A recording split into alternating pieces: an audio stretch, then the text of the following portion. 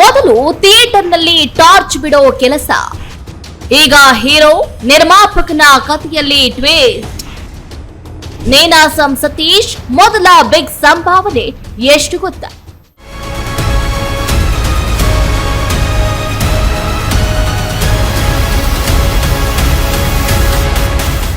Cinema ಸೇರ್ಬೇಕು ಅನ್ನುವ ಆಸೆ ಬೇರೆ, ಆದ್ರೆ ಹೋಗೋದು ಹೇಗೆ? ಮನೆ ಬಿಟ್ಟು ಬೆಂಗಳೂರಿಗೆ ಬಂದದ್ದಾಯ್ತು. ಹಾಗೆ ಮೊದಲು ಬಂದಿದ್ದು ಗೋಪಾಲನ್ ಥಿಯೇಟರ್ ಬಳಿನೇ. ಅಲ್ಲಿ ಬಂದು ಥಿಯೇಟರ್ನಲ್ಲಿ ಫಿಲ್ಮ್ ನೋಡಿಕೊಂಡು ಇರೋ ಬರೋ ದುಡ್ಡಿನಲ್ಲಿ ಸಿನಿಮಾ ನೋಡಿದ್ದು ಆಯ್ತು. ಮುಂದೆ ಎಲ್ಲಿ ಹೋಗೋದೋ ಗೊತ್ತಿಲ್ಲ. ಅಲ್ಲೇ ಇದ್ದ ಕ್ಯಾಂಟೀನ್ನ ವ್ಯಕ್ತಿ ಕೆಲಸ ಕೊಟ್ರು ಅಂತ ಸ್ಯಾಂಡಲ್ವುಡ್ನ ಹೀರೋ ಒಬ್ರು ಪಡೆದ ಮೊದಲ ಸಂಭಾವನೆ ಬಗ್ಗೆ, ಹಾಗೆ ಹೀರೋ ಆಗೋ ಮುಂಚೆ ಅವರು ಮಾಡಿರೋ ಕೆಲಸಗಳು ಯಾವ್ಯಾವ್ದು ಅನ್ನೋದ್ರ ಬಗ್ಗೆ ಇವತ್ತಿನ ಸ್ಟೋರಿಯಲ್ಲಿ ತಿಳಿಸ್ಕೊಡ್ತಾ ಹೋಗ್ತೀನಿ ಬನ್ನಿ.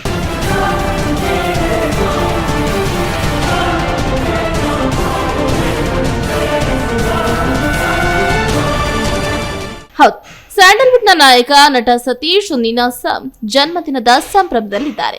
39ನೇ ಜನ್ಮದಿನದ ಈ ದಿನ ರೈಸ್ ಆಫ್ ಅಶೋಕ ಮತ್ತು ಅಯೋಗ್ಯ 2 ಚಿತ್ರತಂಡದಿಂದಲೂ ವಿಶೇಷ ಪೋಸ್ಟರ್ ಕೂಡ ರಿಲೀಸ್ ಆಗಿದೆ. ಈ ಹೊತ್ತಲ್ಲಿ ಸತೀಶ್ ಅವರ ಬಗೆಗಿನ ಒಂದಷ್ಟು ಇಂಟ್ರೆಸ್ಟಿಂಗ್ ಸ್ಟೋರಿ ಇಲ್ಲಿದೆ.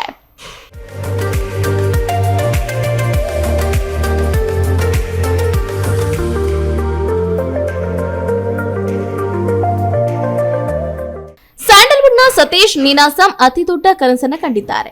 ಅದನ್ನ ಸಾಕಾರಗೊಳಿಸುವ ನಿಟ್ಟಿನಲ್ಲೇ ಕೆಲಸ ಕೂಡ ಮಾಡ್ತಿದ್ದಾರೆ.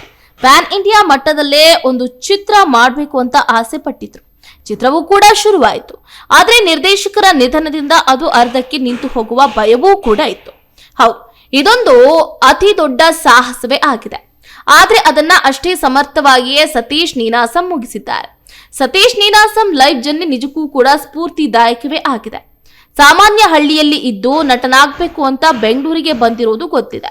ಸಿನಿಮಾ ನಟನಾಗಬೇಕು ಅಂತ ಊರ್ ಬಿಟ್ಟು ಓಡ್ ಬಂದಾಗ ಥಿಯೇಟರ್ ಒಂದರಲ್ಲಿ ಟಾರ್ಚ್ ಬಿಡೋ ಕೆಲಸವನ್ನ ಮಾಡಿರುವುದನ್ನ ಸತೀಶ್ ನೀನಾಸಂ ಎಂತೂ ಕೂಡ ಮರೆತಿಲ್ಲ.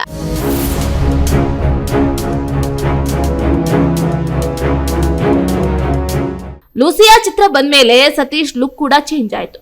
ಈ ಚಿತ್ರದ ಮೂಲಕವೇ ಸತೀಶ ಸ್ಯಾಂಡಲ್ವುಡ್ ನಲ್ಲಿ ನಾಯಕನ ಪಟ್ಟಕ್ಕೂ ಕೂಡ ಏರಿದ್ರು. ಇದಾದ ಮೇಲೆ ತಮ್ಮ ನಿರ್ಮಾಣದಲ್ಲಿಯೇ ಒಂದು ಸೂಪರ್ ಹೀರೋ ತರದ ಚಿತ್ರ ಮಾಡಿದ್ರು. ಅದಕ್ಕೆ ರಾಕೆಟ್ ಅನ್ನುವ ಹೆಸರು ಕೂಡ ಇಟ್ಟಿದ್ರು. ಆದ್ರೆ ಈ ಚಿತ್ರ ನಿರೀಕ್ಷೆ ಮಾಡಿದಷ್ಟು ಯಶಸ್ಸು ಕಾಣಲಿಲ್ಲ. ಆದ್ರೆ ಸತೀಶ್ ನೀನಾಸಂ ತಮ್ಮ ಛಲ ಬಿಡಲೇ ಇಲ್ಲ. ಅಯೋಗ್ಯ ಅನ್ನೋ ನೆಗೆಟಿವ್ ಟೈಟಲ್ ಇಟ್ಕೊಂಡು ಸಿನಿಮಾವನ್ನ ಮಾಡಿದ್ರು. ಅಯೋಗ್ಯ ಚಿತ್ರದಿಂದ ಇಬ್ರು ಗೆದ್ರು. ಒಂದು ಸತೀಶ್ ನೀನಾಸಂ ಗೆದ್ರೆ ನವನಿರ್ದೇಶಕ ಮಹೇಶ್ ಕುಮಾರ್ ಮೊದಲ ಗೆಲುವನ್ನ ಕಂಡ್ರು. ಹೀಗೆ ಇಬ್ರು ಕನಸುಗಾರರನ್ನ ಗೆಲ್ಲಿಸಿದ ಆ ಒಂದು ಚಿತ್ರದ 2ನೇ ಭಾಗವೂ ಕೂಡ ಬರ್ತಿದೆ. ಎಸ್, ಅದೇ ಅಯೋಗ್ಯ 2 ಚಿತ್ರವೂ ಕೂಡ ರೆಡಿ ಆಗಿರೋದು.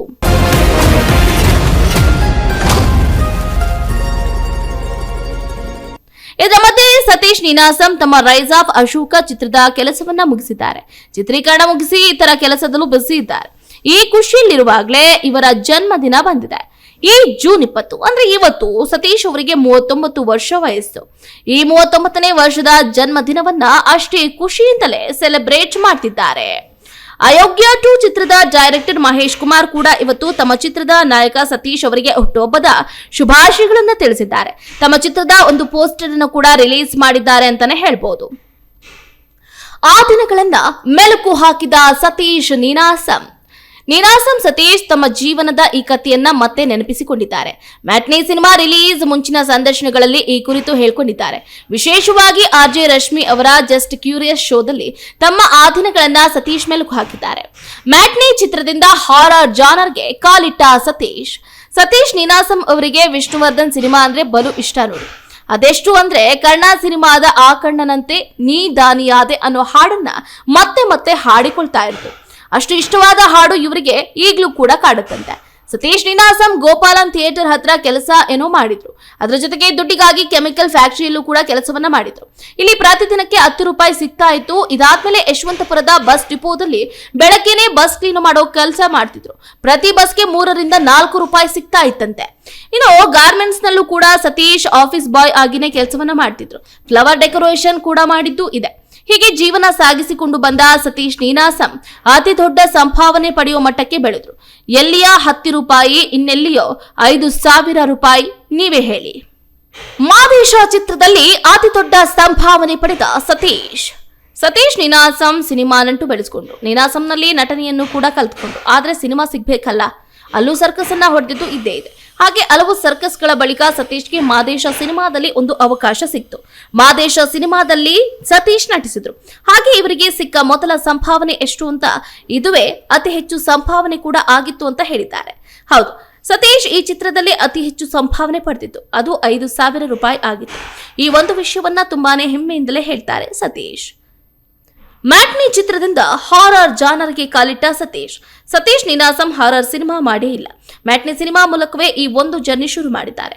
ಮನೋಹರ್ ಕಂಪ್ಲಿ ನಿರ್ದೇಶನದ ಈ ಚಿತ್ರದಲ್ಲಿ ಸತೀಶ್ಗೆ ಇಬ್ಬರು ಹೀರೋಯಿನ್ಗಳಿದ್ದಾರೆ. ರಚಿತಾ ರಾಮ್ ಹಾಗೆ ಅದಿತಿ ಪ್ರಭುದೇವ ಈ ಚಿತ್ರದಲ್ಲಿ ಸತೀಶ್ಗೆ ಜೋಡಿಯಾಗಿದ್ದಾರೆ. ಇವರ ಈ ಚಿತ್ರ ಒಳ್ಳೆ ರೆಸ್ಪಾನ್ಸ್ ಕೂಡ ಪಡ್ಕೊಂಡಿದ್ದು ಸಿನಿಮಾ ಟೀಮ್ ಕೂಡ ಖುಷಿಯಾಗಿದೆ ಅಂತಾನೆ ಹೇಳಬಹುದಾಗಿದೆ. ಹೆಚ್ಚಿನ ಸುದ್ದಿಗಳಿಗಾಗಿ ನಮ್ಮ ಚಾನೆಲ್ನ ಸಬ್ಸ್ಕ್ರೈಬ್ ಮಾಡಿ.